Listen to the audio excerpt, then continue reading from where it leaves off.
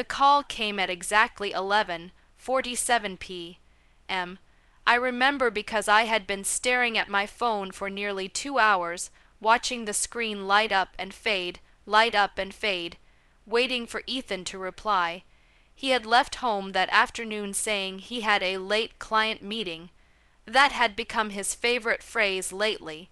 Late meeting, work emergency, deadlines, but the distance between us wasn't just about work. Earlier that week, I had seen a message pop up on his phone while he was in the shower. Lena, miss you already read. The heart emoji felt like a knife sliding between my ribs. When I confronted him, he didn't yell. He didn't panic. He just sighed and said, "She's a client, Maya. Stop imagining things." But he had started locking his phone, taking calls outside, avoiding eye contact.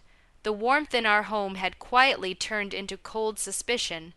So when the hospital number flashed across my screen that night, my stomach dropped. "Is this Mrs. Ethan Cole?" A calm but urgent voice asked. "Yes," I whispered, my throat tightening. "Your husband has been admitted to the ER. You need to come immediately." That was it. No explanation, no reassurance, just urgency. The 15-minute drive felt endless. My mind replayed every unanswered text, every late night, every defensive tone. My thoughts twisted into one unbearable conclusion. Was he with her when it happened? Was she the one who called the ambulance? The hospital parking lot lights blurred through my tears as I rushed inside, and then I saw her, Lena, standing outside the emergency room doors. Her mascara was smudged, her hands trembled. When she saw me, she stepped forward. "Maya, thank God you're here."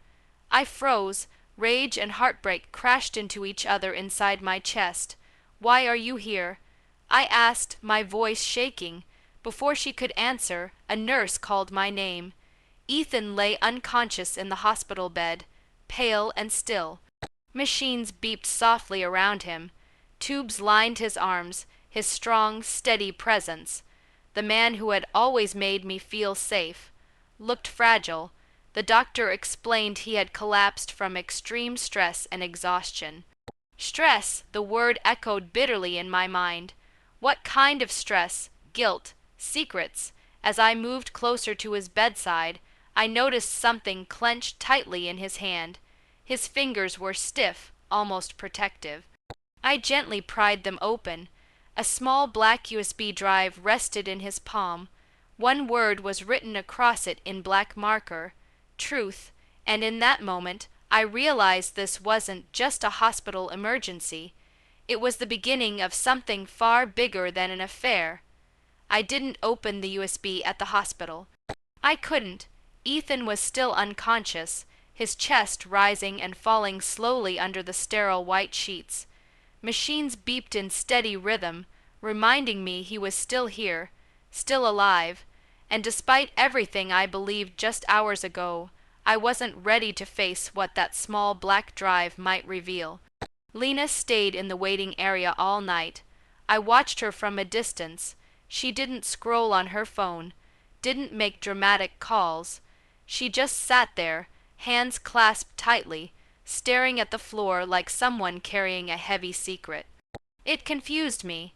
If she was the other woman, why did she look afraid instead of guilty? The next morning, after the doctor assured me Ethan would remain stable for observation, I drove home. The house felt hollow when I stepped inside. Too quiet, too still. I placed the USB on the kitchen table and stared at it for a long time. One word: truth. My hands trembled as I finally inserted it into my laptop. A folder appeared instantly. Inside were multiple files labeled with dates. Videos, audio recordings, financial documents. My stomach twisted. I clicked the first video.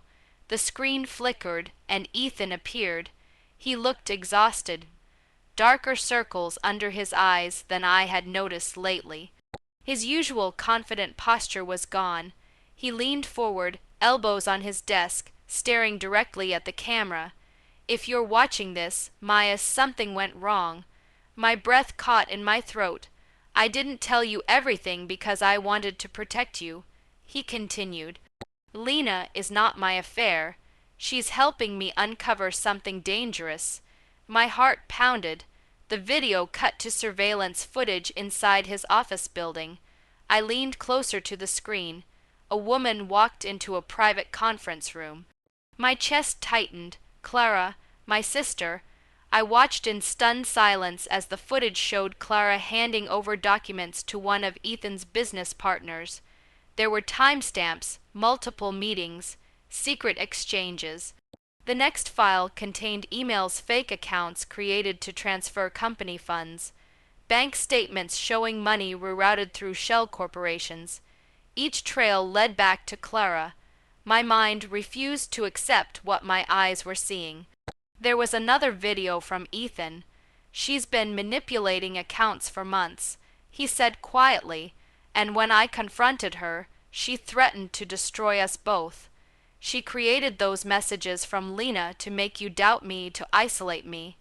Tears blurred my vision. All those late nights, the distance, the tension, he wasn't cheating. He was fighting a battle alone. The final document was labeled, "If something happens to me." Inside was a full legal report, evidence prepared for authorities. Clara hadn't just betrayed Ethan, she had betrayed me, and suddenly the word written on that USB felt heavier than ever. Truth doesn't just reveal lies, it shatters illusions. I didn't sleep that night. The evidence replayed in my mind like a broken film reel. Clara's face in the surveillance footage, the bank transfers, Ethan's tired eyes as he recorded those videos alone. Every memory I had of my sister began to crack under the weight of truth. Clara wasn't just my sister.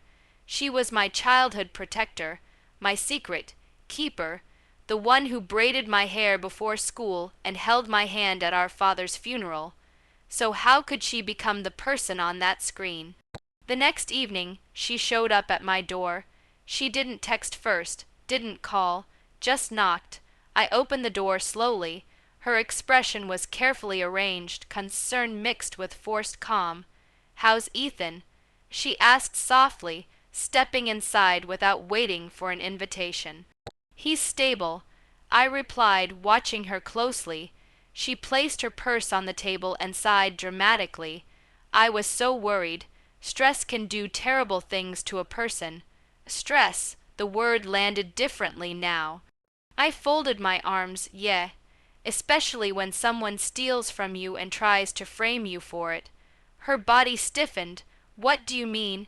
she asked, but her voice had already lost its steadiness. I walked to my laptop on the kitchen counter and opened the folder. Without another word, I pressed play. The room filled with silent footage of her walking into Ethan's office building, meeting his partner, passing documents across the table, her face drained of color. "That's not what it looks like," she whispered, then explained the bank transfers. I said quietly, the shell companies, the fake messages from Lena, the threats. Her breathing quickened. "You don't understand," she snapped suddenly. "I deserved that partnership, not him. Dad built connections for us, for our family, and you just marry into success like it's a fairy tale." The bitterness in her voice stunned me more than the evidence had. This was never about business. I realized aloud, it was about jealousy. She laughed bitterly. "You've always had everything handed to you." I felt something inside me shift, not anger, not heartbreak, but clarity. "I would have shared anything with you," I said softly. "All you had to do was ask." She looked at me for a long moment, pride and panic battling in her eyes. Then she grabbed her purse. "You'll regret this," she said coldly before walking out. But I didn't chase her. I didn't cry, because this time I wasn't the one in the dark, and she didn't know that the evidence wasn't just on my laptop anymore. It was already in the hands of someone who could make sure the truth would finally speak for itself. Ethan came home 8 days later. He looked thinner, weaker, but when he stepped through the front door, something in my chest finally settled. For the first time in weeks, I felt steady. He searched my face nervously. "Did you see it?"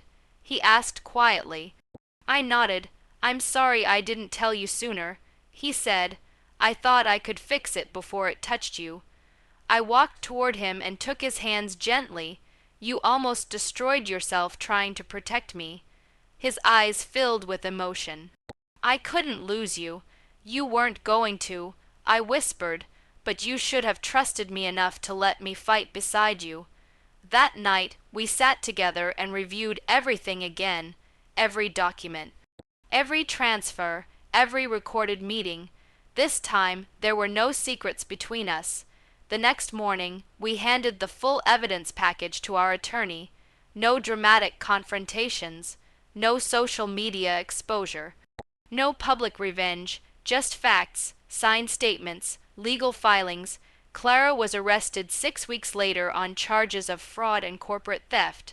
When the news broke, I felt calm, not triumphant, not vindictive, just calm. But before her court hearing, I made one decision that surprised even Ethan. I went to see her. She looked smaller in the visitation room. The confidence she once carried like armor was gone. Her eyes were red from sleepless nights. "You came to gloat?" she asked bitterly. I shook my head. "No." I slid a folder across the metal table. She opened it slowly. It was a legal agreement. If she cooperated fully, confessed everything, and returned the stolen funds, Ethan would drop the civil lawsuit against her. She would still face consequences, but lighter ones, and her small design studio wouldn't be permanently seized. Her hands trembled. "Why would you do this?" she whispered. I held her gaze steadily. "Because revenge doesn't have to destroy someone's entire life." Tears spilled down her cheeks. For the first time, I didn't see jealousy in her eyes. I saw regret. "You could have ruined me," she said softly. "You tried to ruin us." I replied gently, "But I won't become you." Months later, Ethan's company recovered stronger than before. The betrayal had forced tighter systems, deeper trust, and unexpected growth. Lena remained a professional ally, and eventually a genuine friend, and Clara, she wrote me a letter from a financial rehabilitation program. It said only 3 words that mattered: "I am sorry." I once believed betrayal demanded destruction, but I learned something greater. The sweetest revenge isn't revenge at all. It's standing in the truth and choosing grace when you finally have the power to hurt.